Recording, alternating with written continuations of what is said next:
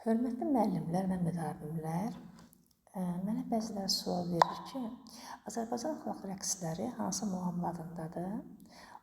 Və mən belə qərara gəldim ki, sizin üçün test hazırlayam və əzbərə əsaslandıram. Təbii ki, bunu tapırsınız.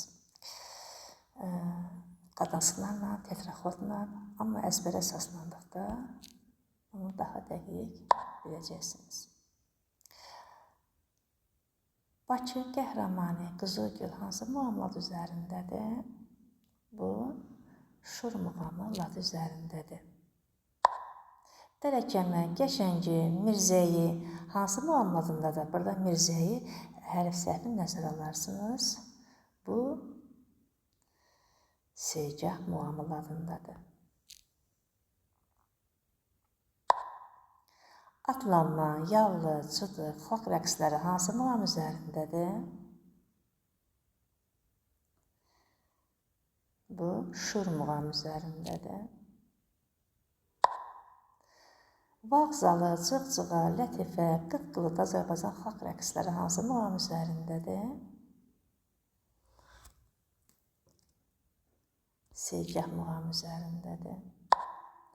Uzundərə, Almazı, Dağ Çiçəyi, 101-i Azərbaycan xalq rəqsləri hansı muğam üzərindədir? Şüştər muğamına əsaslanır və Şüştər muğam üzərindədir. Qazağı, Nəlbəki Azərbaycan xalq rəqsləri hansı muğam üzərindədir? Bayatı, Şiraz.